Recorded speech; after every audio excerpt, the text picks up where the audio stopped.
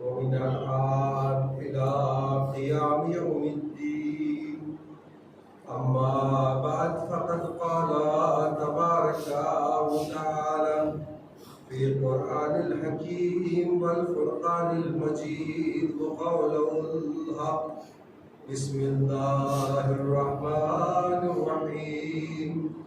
يا أيها الذين آمنوا أطيعوا الله وأطيعوا الرسول وأولي الأمر منكم. صلوات پڑھتے محمد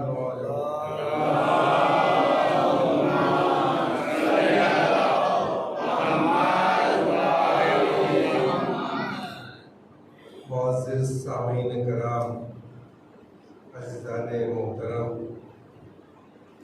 پروردگار عالم نے پھر ایک بار توفیق عنایت فرمائی کہ آپ کی خدمت میں دوبارہ حاضر ہو کر ذکر سید الشہداء کر سکوں۔ پروردگار عالم کا ارشاد گرامی ہے، اے ایمان والو، اطاعت کرو اللہ کی، اطاعت کرو رسول اللہ کی، اور اطاعت کرو اولی الامر کی۔ تین اطاعتوں کا حکم دیا گیا، تین اطاعتوں کا حکم پروردگار عالم دے رہا ہے، اور یہ حکم جسے دے رہا ہے وہ ایمان والوں کو دے رہا ہے۔ اطاعت یعنی پیروی، پیروی کرنا، پیچھے چلنا، بات ماننا۔ تین لوگوں کی اطاعت کا حکم دیا جا رہا ہے۔ اطاعت کرو سب سے پہلے اللہ کی، اس کے بعد اس کے رسول کی، اور اولی الامر کی۔ انشاءاللہ یہ چند روزہ جو گفتگو ہوگی آپ کی خدمت میں، وہ اسی آیہ کریمہ کے ذیل میں آپ کی خدمت میں کچھ باتیں پیش کروں گا۔ اللہ کی اطاعت، سب سے پہلے اطیعوا اللہ، اللہ کی اطاعت کرو۔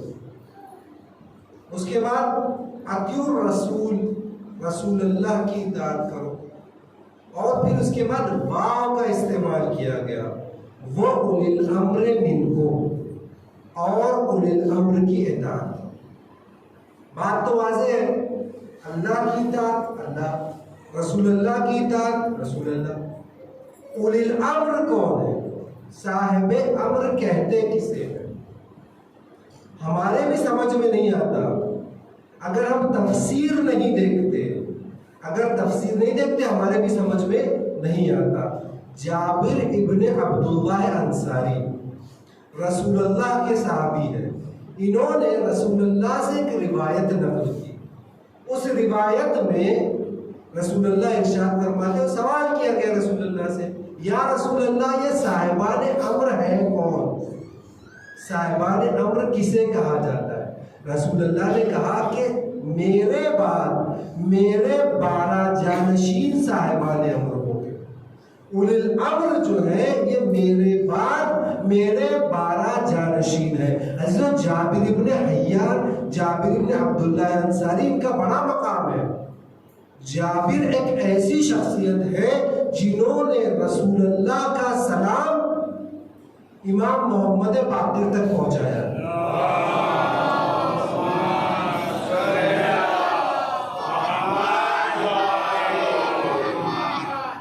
یعنی انہوں نے 5 اماموں کا زمانہ دیکھا، ایک رسول، 6 معصوم کا زمانہ جابر ابن عبداللہ انصاری نے دیکھا، 6 معصوم کا زمانہ۔ اور یہ جابر ابن عبداللہ انصاری اس حدیث کو نقل کرتے ہیں۔ پہلے زائر بھی ہے امام حسین کے۔ جب 40 کو جناب زینب پہنچی ہے تو وہاں پہ جناب جابر آئے تھے زیارت کرنے، تو کہا کہ جابر ہٹ جاؤ، امام حسین کی بہن آ رہی ہے زیارت کرنے، تو وہاں سے یہ ہٹ گئے۔ تو جابر نے نقل کیا، معتبر روایت ہے، تمام مفسرین نے لکھا کہ صاحبان امر جو ہے وہ رسول کے 12 جانشین۔ اب اطاعت کا جو حکم دیا جا رہا ہے، سب سے پہلے کہا کہ اطیعوا اللہ، اللہ کی اطاعت کرو۔ اس کے بعد کہا کہ اطیعوا الرسول، رسول اللہ کی اطاعت کرو۔ اس کے بعد اطیعوا نہیں کہا گیا، کہا کہ وہ اولی الامر منکم، واو جب آتا ہے عربی زبان میں تو اس کے معنی ہوتے جیسا پچھلے کی بات کی جا رہی ہے. اللہم صلی علی محمد و آل محمد، جیسے محمد پر صلوات ہے ویسے ہی آل محمد پر صلوات ہے. صلوات پڑھ لیں.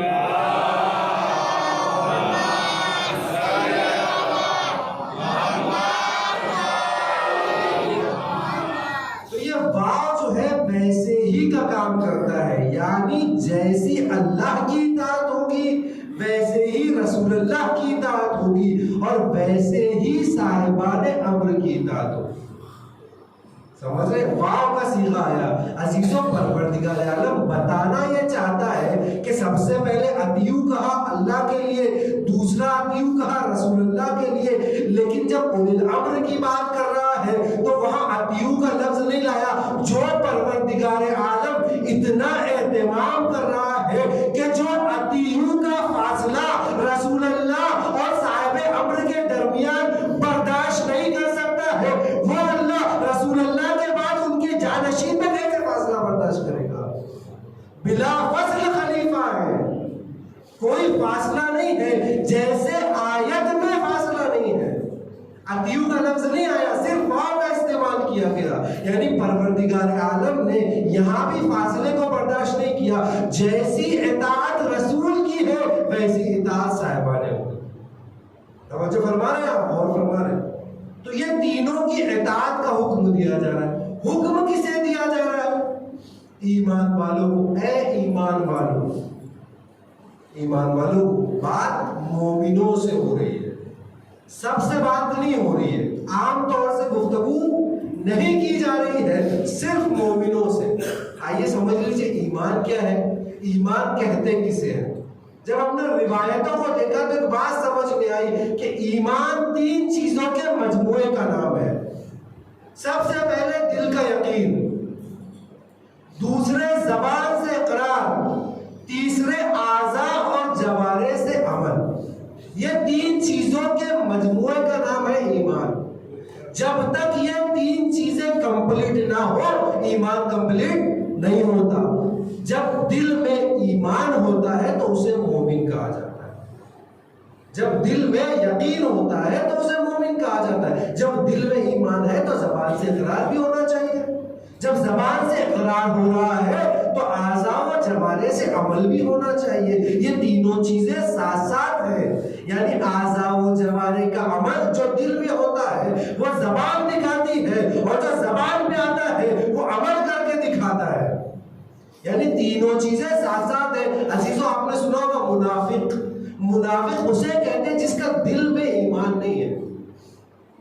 دل میں ایمان نہیں ہوتا، دل میں یقین نہیں ہوتا، لیکن زبان سے اقرار بھی کر رہا ہوتا ہے، اعضاء و جوارح سے عمل بھی کر رہا ہوتا ہے. تاریخ اٹھا کے دیکھ لے، جتنا نقصان منافقین نے پہنچایا ہے اسلام کو اتنا نقصان کسی نے نہیں پہنچایا.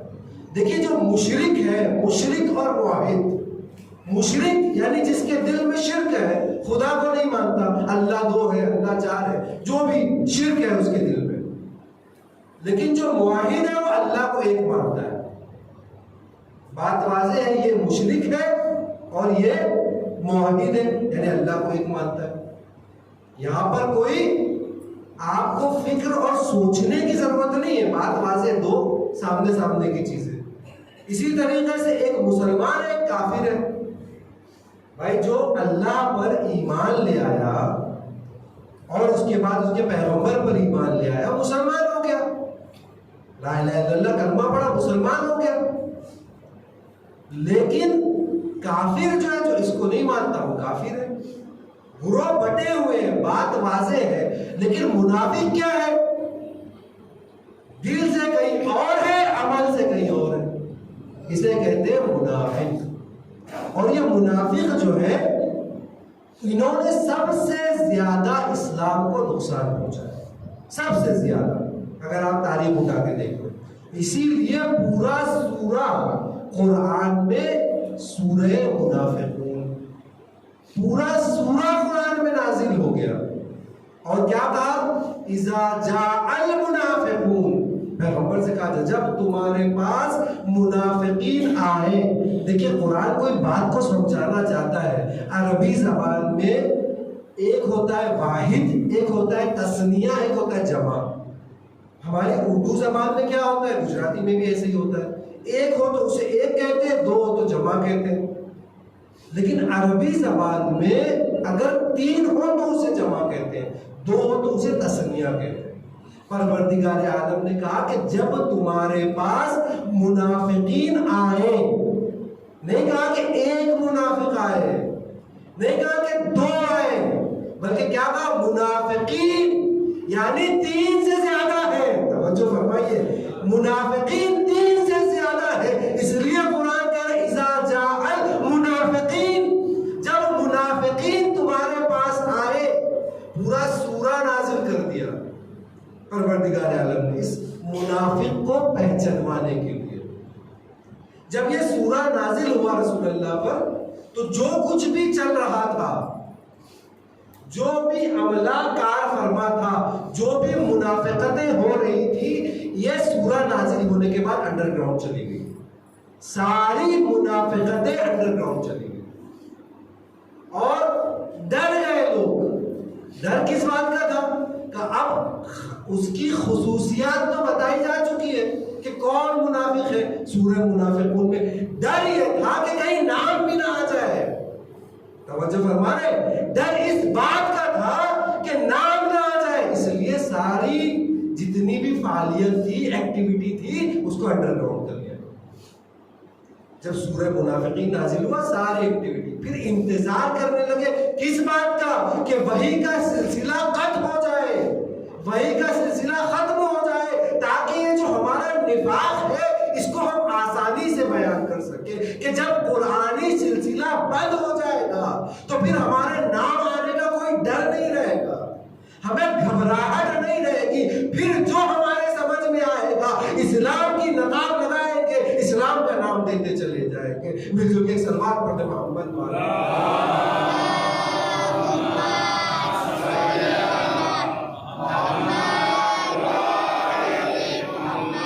اور فرمایا منافقین جو ہے اس کو اللہ نے پہچانوایا ہے. آیت سے واضح کوئی ایک دو شخص نہیں ہے، ایک پورا گروہ ہے منافق. اس زمانے میں جب اسلام آیا، رسول اللہ نے کہا قولوا لا الہ الا اللہ تفلحوا، لا الہ الا اللہ کہو فلاح پا جاؤ گے. یہ جو رسول اللہ نے کہا، یہ جب رسول اللہ نے کہا، اس ٹائم اسلام بہت کمزور تھا، ویک تھا. اسلام کے ابتدائی ایام ہے، اسے صدر اسلام کہا جاتا ہے.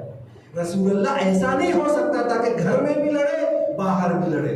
رسول اللہ نے باہر جنگیں کی، ساری جنگیں باہر کرتے رہے، گھر میں خانہ جنگی نہیں چھیڑی، گھر میں گھر کو محفوظ رکھا.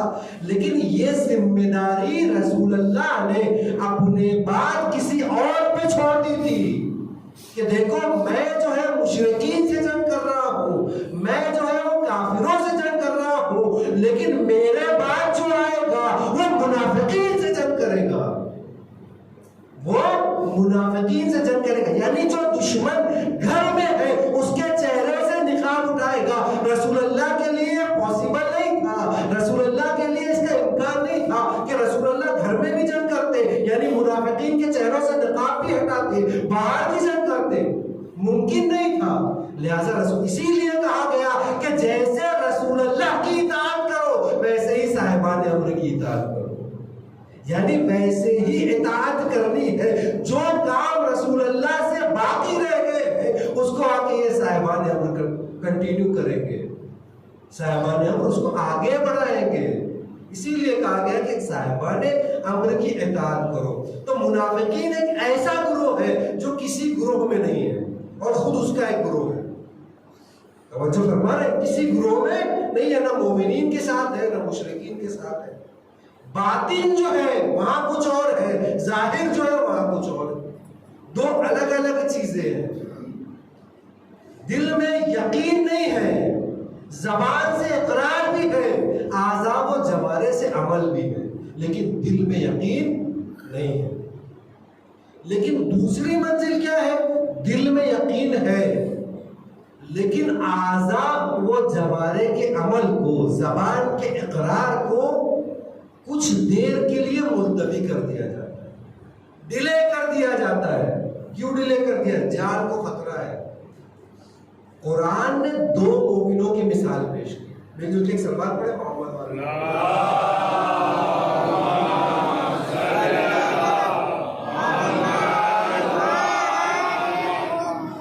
قرآن نے ایک کو مومن کہا ہے، ایک کو مومنہ کہا ہے، اور دونوں کہاں تھے؟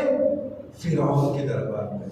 مومن آل فرعون، مومنہ آل فرعون، دو لوگ، فرعون کے بھائی چچازاد حزقیل، انہیں قرآن نے مومن کہا، اور فرعون کی بیوی آسیہ جسے قرآن نے مومنہ کہا، مومنہ آل فرعون، فرعون کے دربار میں رہ رہی ہے لیکن ایمان خدا پہ ہے، خدا پہ یقین ہے، دل میں یقین ہے، اعمال انجام نہیں دے رہی ہے۔ موسیٰ جو پروردگار عالم نے کیا کہا تھا کہ ہم فرعون کے گود میں، فرعون کے زیر سایہ اپنے نمائندے کو پرورش کر کے بتائیں گے۔ آسیہ نے وہ ذمہ داری پوری کی، فرعون کے دربار میں پرورش کروایا جناب موسیٰ کو۔ تو یہ ہے منزل جناب آسیہ کی۔ جناب آسیہ جو ہے ان کی منزل، قرآن انہیں مومنہ کہہ رہا ہے، اور ایک روایت میں رسول اللہ نے جو جنت کے خواتین کی سردار عورتیں بتائی ہیں، 4 عورتیں بتائی ہیں جس میں ایک آسیہ ہے۔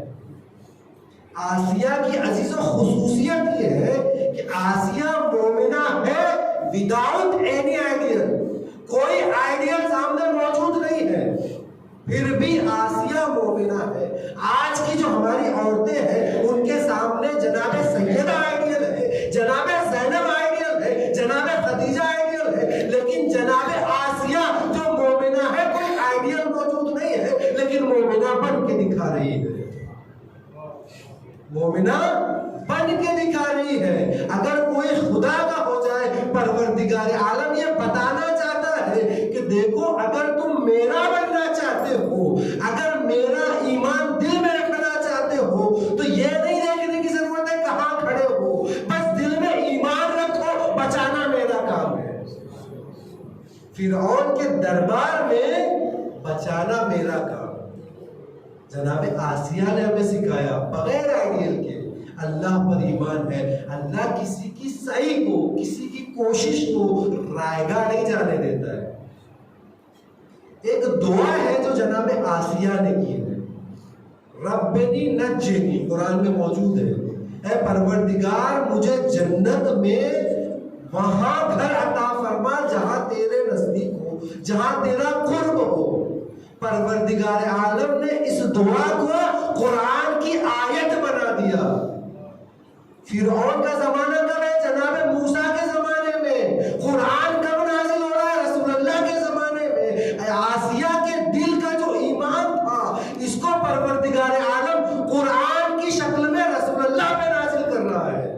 کیوں؟ کیونکہ مومنہ آل فرعون ہے جناب۔ اسی لیے رسول اللہ نے جنت کی سردار جو 4 عورتیں کہی ہیں اس میں سب سے پہلے جناب آسیہ کا، اس کے بعد جناب مریم، اس کے بعد جناب خدیجہ، اور پھر اس کے بعد جناب سیدہ سلام اللہ علیہ۔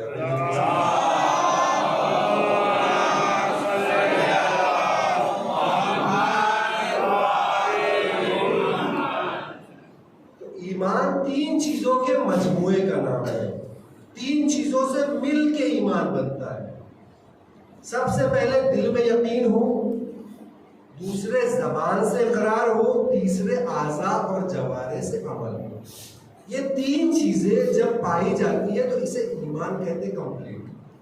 عرض کر رہا تھا کہ ایمان اگر دل میں یقین ہے تو کچھ دیر کے لیے قول کو یعنی گفتگو کو، زبان سے اقرار کو اور اعضاء و جوارے سے عمل کو ملتوی بھی کیا جا سکتا ہے۔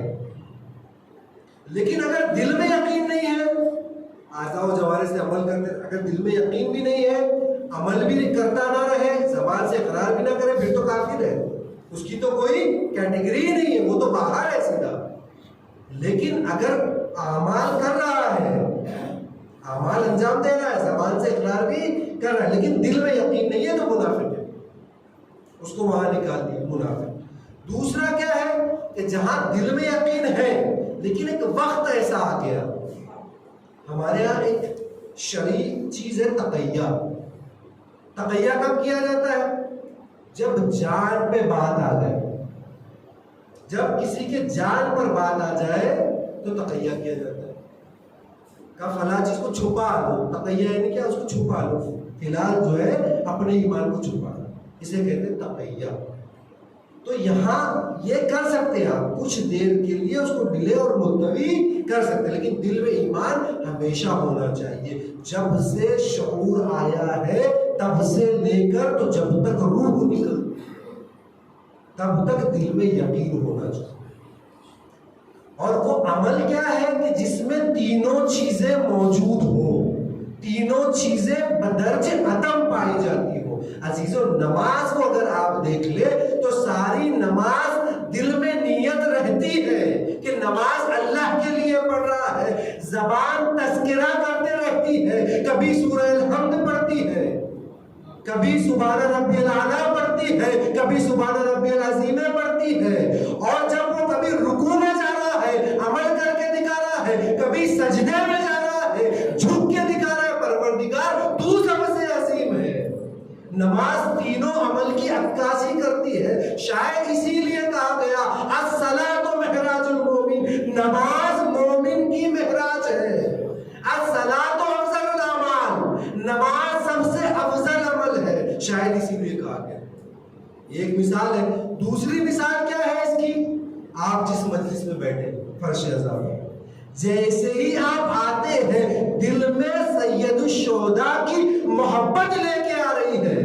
ابھی دیکھیے 10 بج رہا ہے، عام دنوں میں لوگ کھانا کھا کے سو جاتے ہیں، لیکن جیسے ہی اعلان کیا گیا کہ امام حسین کا فرش ازا بچھا ہے، آرام کو چھوڑ دیا، آ گئے فرش ازا۔ یہ کیا ہے؟ حسین سے محبت ہے، حسین پر ایمان ہے، حسین پر یقین ہے جو آپ کو یہاں لے کر آیا ہے۔ اور ساری مجلسوں میں کبھی نعرہ لگا کر، کبھی واہ واہ کر کر اپنی زبان کا اقرار کہتے رہتے ہیں، اور مجلس کے بعد ماتم کر کے عمل کر کے بتاتے ہیں کہ دیکھو دل میں یقین بھی ہے، زبان سے اقرار بھی ہے، اعضاء و جوارح سے عمل بھی ہے۔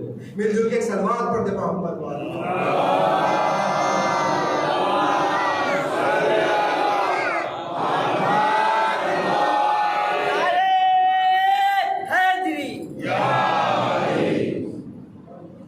یہ تینوں چیزیں ان دو عمل میں صاف نظر آتی ہے۔ ایک بات آ گئی ہے تو عرض کر دوں، پھر اس کے بعد موضوع کی طرف چلیں گے۔ دیکھیے آج ایک فکر پیدا ہو گئی ہے کہ نماز کو عزاداری سے ٹکرا دیں، نماز کو عزاداری کے مقابلے میں لا کے کھڑا کر دیں۔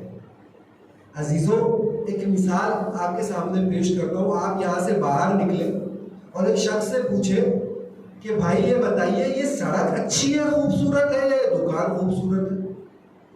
تو کہے گا بھائی تمہارا دماغ خراب ہو گیا، تم یہ پوچھو کہ یہ سڑک اچھی ہے یا وہ سڑک اچھی ہے، یا یہ پوچھے یہ دکان اچھی ہے یا وہ دکان اچھی ہے۔ تم تو بالکل پوچھو سڑک اچھی ہے یا دکان اچھی ہے۔ یہ تو کوئی سوال ہی نہیں ہوا، دونوں الگ الگ چیزیں ہیں۔ نماز بھی ایسے ہی ہے، مجلس ازا خود حسین ہے، نماز مقصد حسین ہے۔ توجہ فرما رہے، سامنے لا کے کھڑا کرنے کی ضرورت نہیں ہے، دونوں کو لے کے چلنا ہے۔ ہمارا دین ایسا نہیں ہے کہ ایک چیز کو لے لیا نکل گئے۔ اسی لیے رسول اللہ نے جب کہا کہ تم اگر چاہتے ہو کہ مجھے حوض کوثر پر ملو تو قرآن اور اہل بیت دونوں لے کر آؤ، ہم دونوں کو ساتھ میں لے کے چل رہے ہیں، ہم ایک کو پکڑنے والے نہیں ہیں۔ یہاں بھی وہی فارمولہ لازم آتا ہے، نہ ہم نماز کو چھوڑنے والے ہیں نہ حسین کو چھوڑنے والے ہیں۔ اسی حسین نے نماز کو بچایا ہے۔ توجہ فرما رہے ہیں آپ؟ تو یہ ٹکراؤ نہیں ہے، دونوں ایک ہی عمل ہے، دونوں ایک ہی چیز ہے، ایک خود حسین سے مربوط ہے، ایک خود مقصد حسین ہے۔ ٹکراؤ نہ کیجیے۔ تو میں عرض یہ کر رہا تھا کہ جو عمل میں تینوں چیزیں پائی جائیں، دل میں یقین ہو، زبان سے اقرار، اعضاء و جوارح سے عمل، یہ تینوں چیزیں ہونا ضروری ہے۔ اور پروردگار عالم دلوں کا حال جاننے والا ہے، پروردگار عالم دلوں کا حال جاننے والا ہے۔ قرآن میں پروردگار نے کیا کہا؟ کہا کہ اکثر لوگ جو ایمان لائے ہیں وہ مشرک ہیں۔ کیا مطلب؟ جو اکثر لوگ ایمان لائے وہ مشرک ہیں۔ کیسے مشرک؟ شرک دو طرح کا ہے، ایک شرک خفی ہے، ایک شرک جلی ہے۔ شرک جلی شاید خاص ہی لوگ رکھتے ہو، بھائی خدا کو ایک نہیں مانتے، معین ہے، مشخص ہے کہ خدا کو ایک نہیں مانتے، یہ شرک ہے، اسلام کے دائرے میں نہیں آتے، خدا کو نہیں مانتے۔ شرک خفی کیا ہے؟ شرک خفی یہ ہے کہ جو عمل اللہ کے لیے انجام دینا ہے اس کو اللہ کے لیے انجام نہ دیا جائے بلکہ بندوں کے لیے انجام دیا، یہ ہے شرک خفی۔ ایک شخص تھا، دھوپ میں نصف النہار میں نماز پڑھ رہا تھا، شرابور ہے پسینے میں، وہاں سے ایک گروہ گزر رہا تھا، قافلہ گزر رہا تھا، اس نے کہا دیکھو کتنا ابھی شخص ہے، کیسا اللہ کا بندہ ہے کہ جو نصف النہار میں، نصف النہار یعنی سورج بالکل سر پہ ہے، زوال کا ٹائم جسے کہتے ہیں، جلدی سے جیسے اس نے الفاظ کے کام میں گئے، جلدی سے اس نے نماز پھیری، وہ کہا نماز ہی نہیں پڑھ رہا ہوں بلکہ روزے سے بھی ہوں، روزے سے، یہ روزہ شرک ہے، یہ نماز شرک ہے، اس لیے کہ روایتوں میں آیا ہے کہ کل ریاء شرک، جس چیز میں بھی ریاکاری پائی جاتی ہے وہ شرک ہے، جہاں بھی ریا آتی ہے وہ شرک ہے۔ امام حسین کی مجلسیں صبح سے لے کر شام تک کر رہے ہیں، لیکن جب پہنچے گا ایک بھی مجلس نہیں کی تم نے، کہا کیوں بھائی میں تو صبح سے مجلس کر رہا ہوں نا، کبھی کسی اور چیز کے لیے مجلسیں کر رہے ہو، کبھی کسی اور چیز، ہمارے لیے کتنی کی ہے، امام زمانہ کے لیے کتنی کی ہے۔ انسان اپنے آپ کو دھوکہ دے سکتا ہے، خدا کو دھوکہ نہیں دے سکتا، خدا تو دلوں کا جاننے والا ہے، نیتوں کا خالق ہے، نیتوں کا پیدا کرنے والا ہے، اس کو کیسے دھوکہ دیں گے؟ لہذا ریا جو ہے انسان کو باطل کر دیتا ہے۔ روزانہ نماز پڑھتے ہیں، دیکھا کوئی آ گیا نماز کو دلانی کر دی، ریاکاری ہے۔ 10 روپے کسی کو دے دیے، گھر سے لے کے تو جہاں تک جا رہے گاتے پھر رہے کہ ہم نے 10 روپے جو دے دیے، اپنا بتائیے ریاکاری اللہ کے لیے آپ نے کیا انجام دیا ہے؟ اسلام تو یہ کہتا ہے کہ اس ہاتھ دو تو اس ہاتھ کو خبر بھی نہ ہو، اسلام تو یہ کہتا ہے، لیکن ریاکاری اگر ہے سب کو کہتے ہیں، تو یہ اسلام نہیں کہتا، اسے ریا کہتے ہیں، اسے شرک کہا جاتا ہے، شرک خفی۔ اسی لیے شاید قرآن نے کہا کہ جتنے لوگ ایمان لائے ہیں اس میں اکثر جو ہے وہ مشرک ہیں، یعنی ظاہری طور پہ خدا کو مانتے ہیں، اللہ کو ایک تو مانتے ہیں، لیکن شرک ان کے دل میں آ جاتا ہے۔ اور امام جعفر الصادق علیہ السلام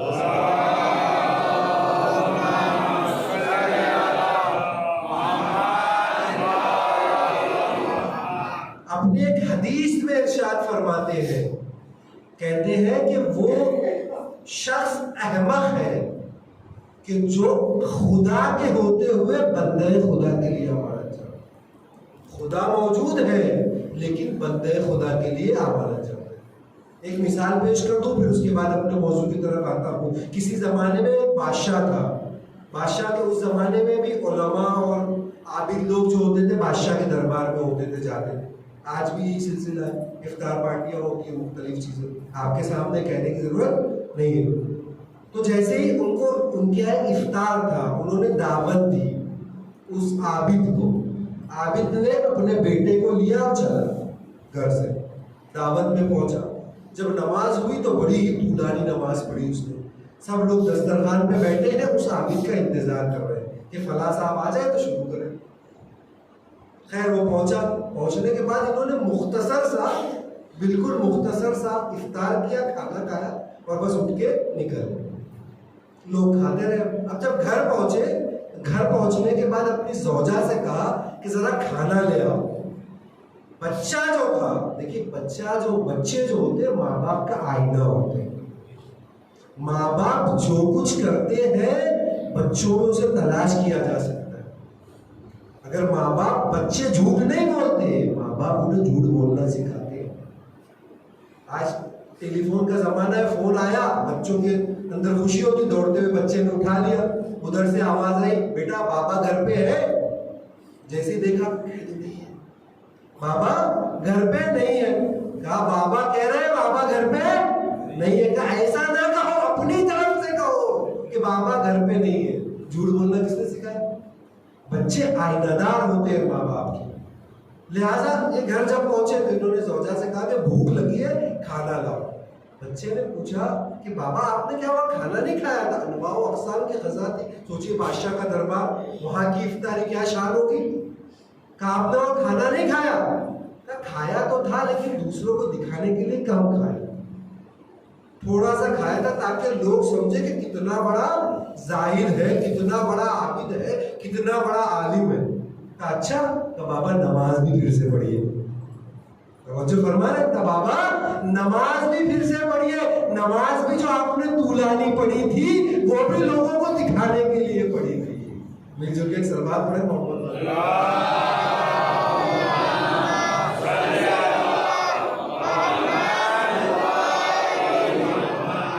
تو یہ ہے شرک خفی، کہ کیا کام اللہ کے لیے انجام دے رہے ہیں، کیا کام جو ہے لوگوں کے لیے انجام دے رہے ہیں. مجلسیں بھی ایسے ہی ہیں، عزاداری بھی ایسے ہی ہے. عزاداری امام حسین کے لیے کی ہے نا، اسٹیٹس کیوں لگا رہے ہو؟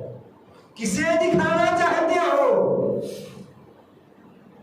انسٹاگرام پہ کیوں ڈال رہے ہو؟ فیس بک پہ کیوں ڈال رہے ہو؟ کسے دکھانا چاہتے ہو؟ عزاداری تو جناب سیدہ کے لیے کی ہے، اب لوگوں کو کیوں دکھانا چاہتے ہو؟ کسے دکھانا چاہتے ہو؟ توجہ کرنے کی ضرورت ہے، غور کرنے کی ضرورت ہے کہ کتنے کام اللہ کے لیے کرتے ہیں، کتنے کام اولی الامر کے لیے کرتے ہیں، کتنے کام رسول اللہ کے لیے کرتے ہیں، اور کتنے کام اپنی نفس کی تسکین کے لیے کرتے ہیں.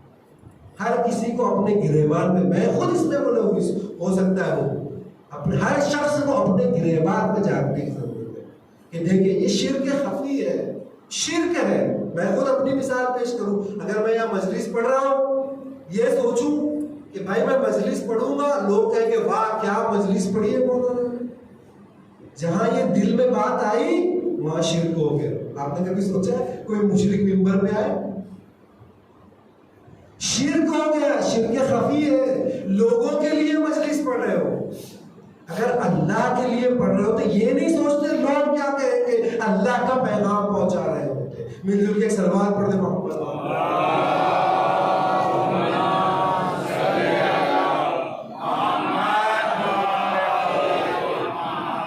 تو سب سے زیادہ منافقین نے نقصان پہنچایا اسلام. کیوں؟ کیونکہ دل میں یقین نہیں تھا،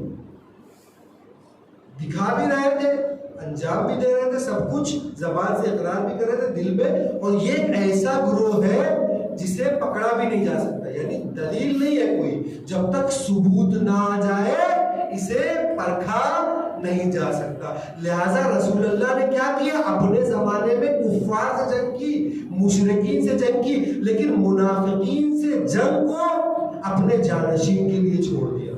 اب جو جانشین ہو وہ کوئی ایسا ہی ہو جو مومن اور منافق کی پہچان رکھتا ہو، جیسے رسول اللہ رکھتے تھے. کوئی عام آدمی نہیں رکھ سکتا پہچان، کیونکہ دلوں میں ہے. دلوں کا راز یہ اللہ جانتا ہے، یا اس کے رسول جانتا ہے، یا اس کے خاص بندے جانتے ہیں، خود ہر انسان نہیں جان سکتا. لہٰذا جب سب سے پہلے مولا کائنات کی ولادت ہوئی تو کیا ہوا؟ سب سے پہلے عرب میں ایک دستور تھا کہ جب ولادت ہوتی تھی تو ایک اژدہا آتا تھا. آنے کے بعد وہ اژدہا سونگھتا تھا بچے کو، اور اگر صحیح سالم ہوتا تھا، حلال زادہ ہوتا تھا، اسے چھوڑ دیتا تھا. لیکن اگر صحیح و سالم نہیں ہوتا تھا اسے کھا جاتا تھا. جیسے ہی علی کے پاس اژدہا آیا، اس کے دونوں کلے پکڑے اور اس کے ٹکڑے کر دیے، دو ٹکڑوں میں بانٹ دیا. جو صاحب اژدہا تھے انہوں نے پوچھا یا رسول اللہ یہ کیا ہوا؟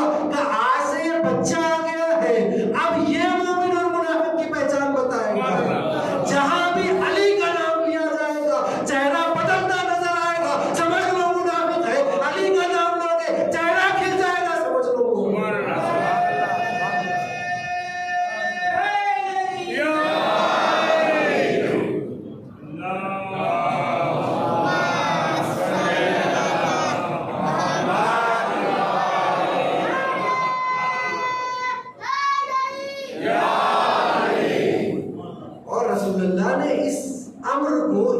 کام کو, اس فعل کو جگہ جگہ انجام دیا.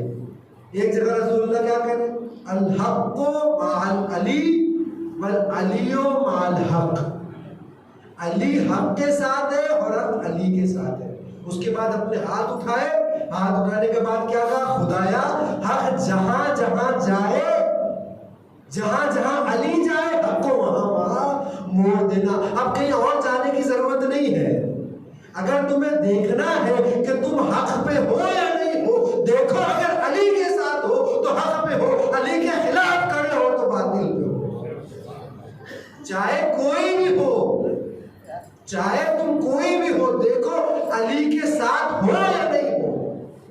اگر علی کے خیمے میں ہو تو کتنے بھی کمزور ہو تو تم حق پہ ہو, لیکن اگر علی کے خلاف ہو تو کتنے بھی مضبوط ہو تم باطل پہ ہو.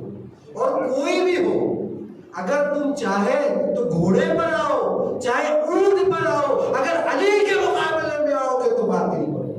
مل جل کے سلمان پڑھتے محمد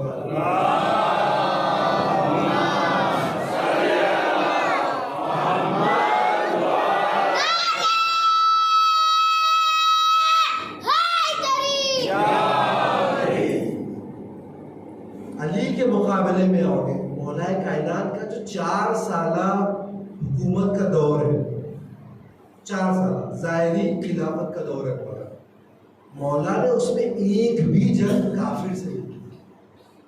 جتنی بھی جنگیں کی ہے منافقین سے کی, جتنی بھی جنگیں کی. اس کے بعد 2-3 جنگیں کی مولا ساری. جنگ صفین آپ دیکھ لیجیے. جنگ صفین میں کیا ہوا؟ جنگ صفین میں 2 کمانوں کا فاصلہ رہ گیا تھا کہ علی کا شیر, علی کا چاہنے والا مالک اشتر معاویہ کے خیمے میں پہنچا. لیکن کیا کیا گیا؟ قرآن کو نیزوں پر بلند کر دیا. لوگ حق اور باطل میں گڑبڑا گئے, گڈمڈ ہو گیا. وہ باطل آپس میں مل گیا, لوگ سمجھ نہیں پائے. کاش انہیں رسول اللہ کی یہ حدیث یاد ہوتی کہ جہاں علی ہے وہی حق ہے. انہیں یہ حدیث رسول اللہ کی یاد نہیں رہی. صرف حدیث ہی نہیں, بہت ساری چیزیں یاد نہیں تھی رسول اللہ کی. رسول اللہ کے ساتھ تو تھے. قرآن نے کہا کہ رسول اللہ صادقین کی پیروی کرو, صادقین کے ساتھ چلو, صادقین کی ہمراہی کرو, صادقین کی اطاعت کرو. یہ صادقین کے ساتھ تو رہے, صحابی تو بن گئے, اطاعت نہیں کر سکے, پیروی نہیں کر سکے, صرف صحابی بن گئے. تو عزیزوں کیا ہوا؟ مولا کائنات سب سے پہلے جنگ صفین میں منافقین سے جنگ کر رہے. آج تک وہ زمانہ چھوڑیے جن کو سمجھ میں نہیں آ رہا تھا. آج تک لوگوں کے سمجھ میں نہیں آ رہا ہے کہ کون حق پر ہے. آج جب دنیا اتنی ترقی کر چکی ہے کہ انسان چاند پہ پہنچ گیا ہے, تمام چیزیں یوٹیوب پہ موجود ہیں, کتابیں موجود ہیں, تمام دلائل موجود ہیں, اس کے باوجود سمجھ میں نہیں آ رہا ہے کہ علی حق پر ہے یا کوئی اور حق پر ہے. توجہ فرما رہے ہیں. اس کے بعد جنگ جمل, منافقین سے جنگ کی. جو نفاق چھپا ہوا تھا, طلحہ اور زبیر جو ہے, زبیر ابن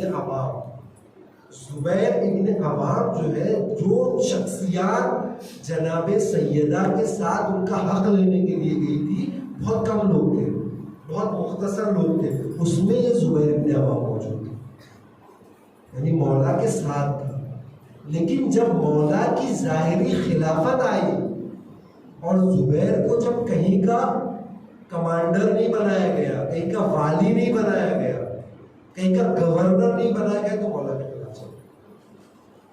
توجہ فرما رہے ہیں.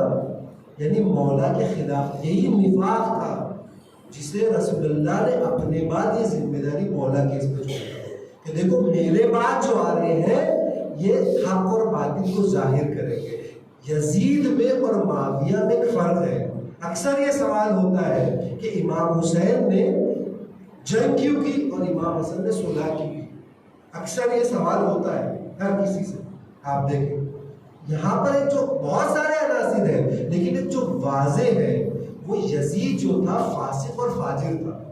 ظاہری طور پر, اعلانیہ طور پر گناہ کرتا تھا, سب کے سامنے شراب پیتا تھا, بندروں سے کھیلتا تھا, رقص کی محفلیں جماتا تھا, دار تھا، وہ منافق تھا. کیا کرتا تھا؟ وہ سب کے سامنے نہیں کرتا تھا بلکہ پوشیدہ طور پہ گناہ کرتا تھا. لہٰذا امام حسن کو مجبور ہونا پڑا صلح کرنے پر. لیکن جب امام حسین نے دیکھا کہ اب یہ فاسق و فاجر ہے، اسے برداشت نہیں کیا جا سکتا، تو امام حسین نکل کر سامنے آ گئے. مل جل کے ایک صلوات پڑھتے محمد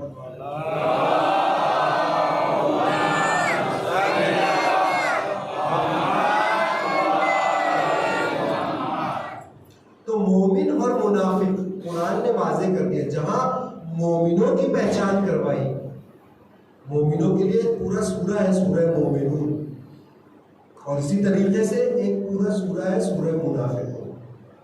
اس میں مومنوں کی خصوصیات ہیں، اس میں منافقین نام کسی کے نہیں.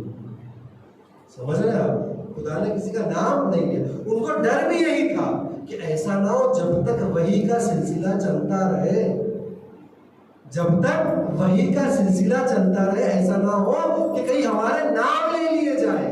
ان کو یہی ڈر تھا کہ ہمارے چہرے سے نقاب ہٹ جائے گی. یہ انتظار کر رہے تھے. اسی لیے جب رسول اللہ نے آخری وقت کاغذ اور قلم مانگا تو معاذ اللہ کہنے لگے کہ رسول اللہ ہذیان بک رہے ہیں، کیونکہ انہیں پتا تھا کہ رسول اللہ اسی منافقت کے چہرے سے نقاب ہٹانے والے ہیں.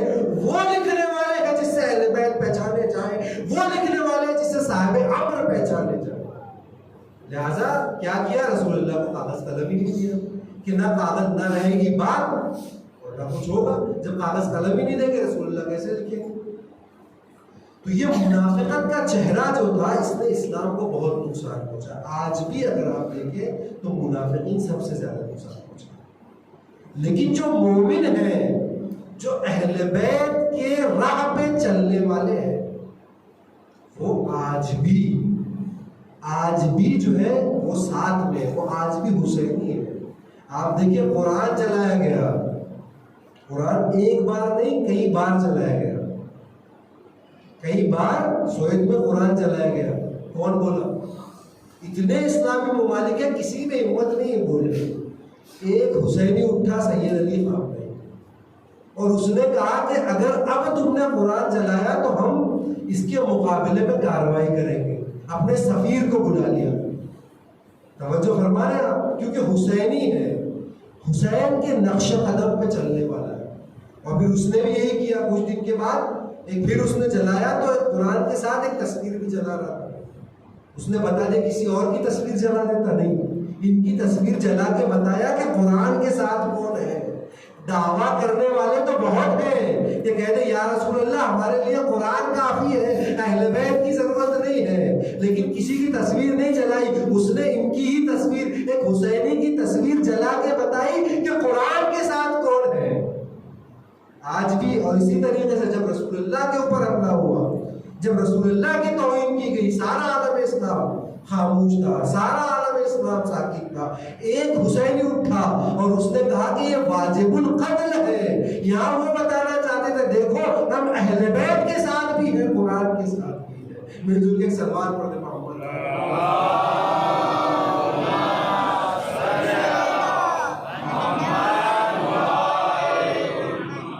تو مومن کی جو پہچان بتائی گئی ہے، مومن کے لیے ایک حدیث میں ارشاد فرماتے ہیں کہ مومن وہ ہوتا ہے جو عاقبت بخیر ہوتا ہے.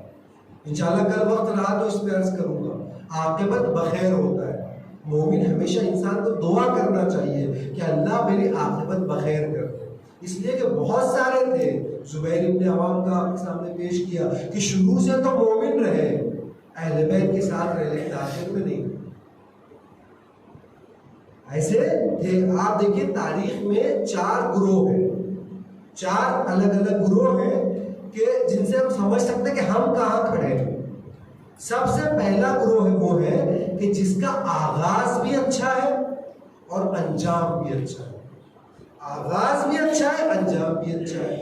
کعبے میں ولادت اور مسجد میں شہادت. آغاز بھی اچھا، انجام بھی اچھا. سلوات پڑھے محمد.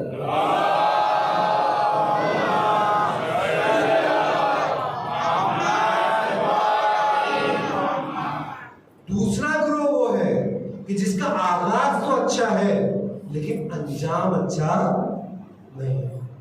آغاز بہت اچھا ہے، شاندار ہے، لیکن انجام اچھا نہیں. بہت مثال ہے. عبید اللہ ابن عباس، عبید اللہ ابن عباس جو ہے یہ مولا کی فوج میں تھے، 2 بیٹوں کو جانثار بھی کیا مولا کے اوپر. اسی وجہ سے جب امام حسن کا دور آیا تو امام حسن نے اپنا سپہ سالار اور کمانڈر بنا دیا. جب ان کو کمانڈر بنایا کیا کیا؟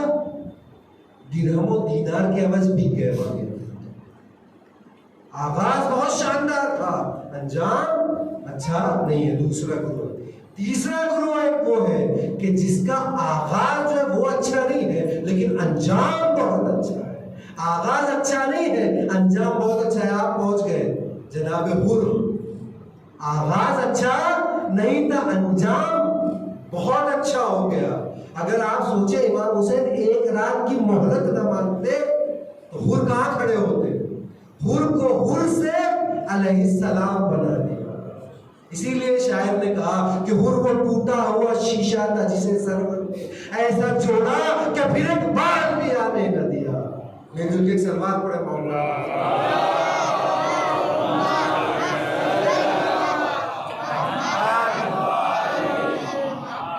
اور ایک چوتھا گروہ آخری رہتا ہے کہ نہ جس کا آغاز اچھا ہے نہ انجام اچھا ہے. اس کی مثال دینے کی ضرورت نہیں. سارے دشمنان ہیں پہ اسی گروہ میں نہ ان کا آغاز اچھا ہے نہ انجام اچھا ہے. ہمیں یہ دیکھنے کی ضرورت ہے ہم کہاں کھڑے ہیں. اگر آغاز اہل بیت سے ہو رہا ہے، اگر آغاز میں مومن ہے تو پھر آخر تک مومن جائے.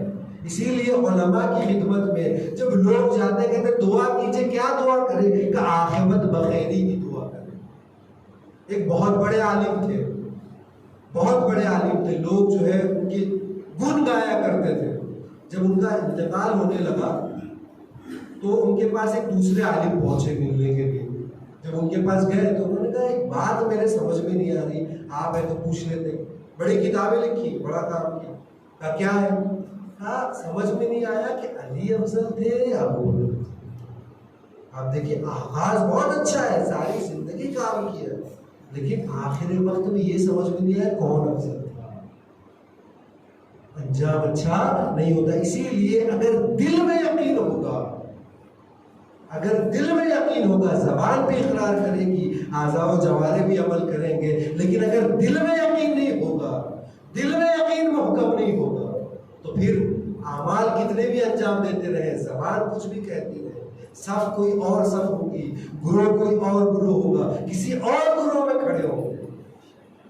اسی لیے آپ دیکھیں کہ کربلا میں جتنے بھی لوگ تھے، کربلا میں جتنے بھی لوگ تھے 72 جو تھے امام حسین چن کے لائے، نگینوں کو چن کے لائے. ایسے لوگوں کو چن کے لائے ہیں جن کا انجام امام نے اچھا کیا، جن کو انجام تک پہنچایا. چاہے زہر ابن قیر ہو، چاہے حر ہو، چاہے کوئی بھی ہو، امام سب کو چن کے لائے تھے کہ دیکھو اگر انجام اچھا چاہتے ہو تو امام کے ساتھ اولی الامر کی اطاعت کرتے رہو. اگر اولی الامر کی اطاعت کرتے رہو گے انجام اچھا ہو جائے. لیکن اگر اولی الامر کا دامن چھوڑ دیا تو پھر انجام کی کوئی گارنٹی نہیں ہے. آغاز چاہے کتنا بھی اچھا ہو. اسی لیے جب عمر سعد نے پہلا تیر چلایا ہے، پہلا تیر چلایا تو کیا کہا ہے کہ گوار ہے نا، سب سے پہلا تیر میں نے چلایا، سب سے پہلا تیر میں نے چلایا حسین کی طرف. یہ انجام ہوتا ہے. اگر دشمن امام کے خلاف کھڑا ہو جائے تو پھر وہ اس کا انجام اچھا نہیں ہوتا. جب عاشور گزر گئی، دوسرا دن آیا تو عمر سعد نے جتنے بھی کشتہائے نجس تھے ان پہ نماز پڑھی اور چل دیا. صرف کربلا کے صحرا میں حسین اور اصحاب حسین کے لاشیں کہ جس پر کوئی نماز پڑھنے والا نہیں تھا، جسے کوئی کفن دینے والا نہیں تھا. عزیزوں جب تیسرا دن آیا تو بنی اسد کی عورتیں جو علقمہ کے کنارے رہتی تھیں جب وہ پانی بھرنے آئی تو انہوں نے دیکھا کہ حسین کی لاشیں پڑی ہوئی ہیں، اصحاب حسین کی لاشیں پڑی. عجب نہیں، ان کو مولا حسین کی 2 محرم کی وہ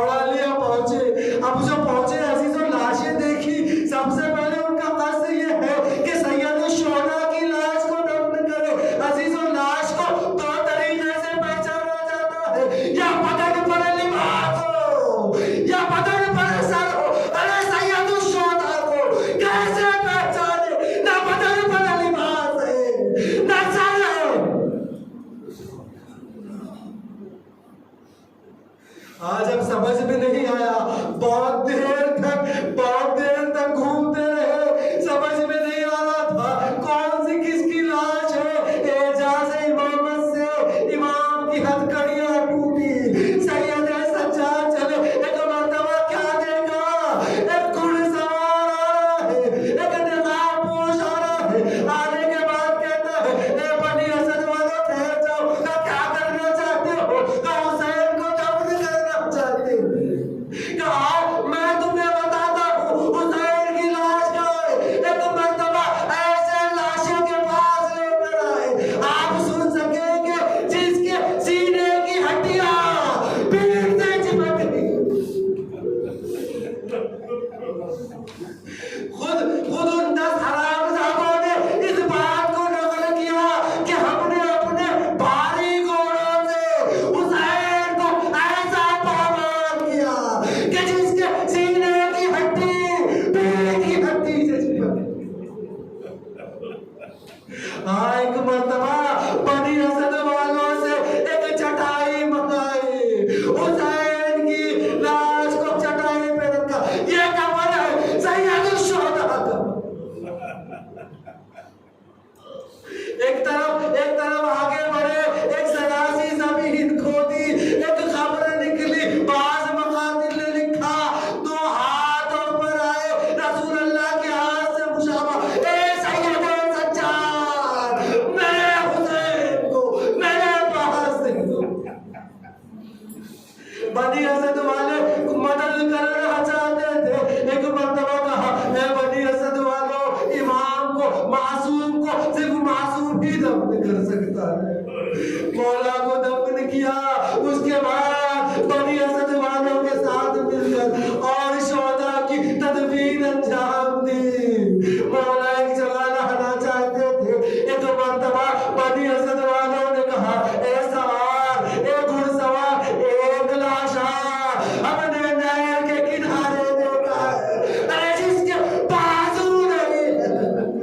ایک مرتبہ لے کے آئے، کیا دیکھا، ایک ایسا جنازہ ہے جس کے بازو نہیں ہے، ہر ٹکڑا اٹھاتے ہیں پورا ٹکڑا جدا ہو جاتا ہے، ٹکڑے ٹکڑے ہوتا ہے، ایک ننھی سی قبر بنائی، اس قبر میں رکھا۔ سید مہدی محروم کے زمانے میں مولا عباس کی قبر تو ذرا سی منہدم ہو گئی تھی، تعمیر کرنے کے لیے ایک مستری کو بلایا گیا۔ مستری تعمیر کرتے کرتے پوچھتا ہے اے سید ایک سوال پوچھنا چاہتا ہوں۔ کہا پوچھو کیا ہے؟ کہا ہم تو سنتے تھے کہ مولا اتنے بلند تھے کہ جب گھوڑے پر سوار ہوتے تھے زمین پر پیر خج کرتے تھے۔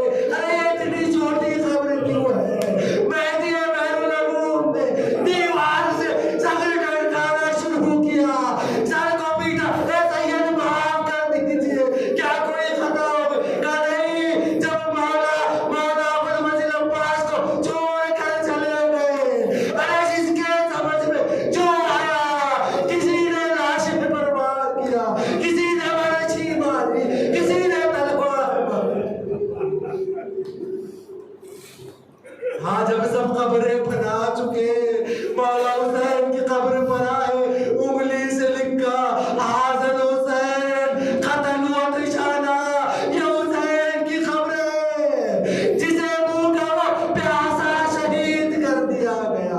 اس کے بعد جیسے ہی سوار ہوئے بنی اسد نے پکڑ لیا، اے سوار تم کون ہو، ذرا ہمیں بتا دو۔ ایک مرتبہ نقاب کو الٹا، اے بنی اسد پہچانا نہیں، میں سید سجاد اعجاز امامت سے دفن کرتے آیا۔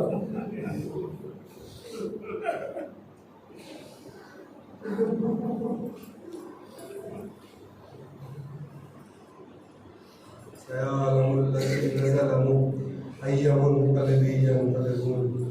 بالا تجھے محمد والے محمد کا واسطہ اس مختصر سی عبادت کو قبول فرما۔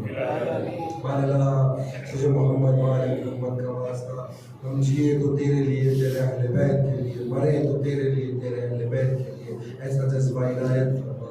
بالا شیعہ نے در کرا جہاں جہاں بھی ہوں حفاظت فرما۔ بالا ہمارے گناہ ہمارے علاقہ جو مقروض ہیں ان کی قرض کی ادائیگی کا سامان تیرے خزانہ غیب سے مہیا فرما. ہمارے علاقہ جو حج و زیارات کی مشتاق ہے انہیں بار بار حج و زیارات سے مشرف فرما. ہمارے علاقہ جو بیمار ہے انہیں شفا کاملہ عنایت فرما.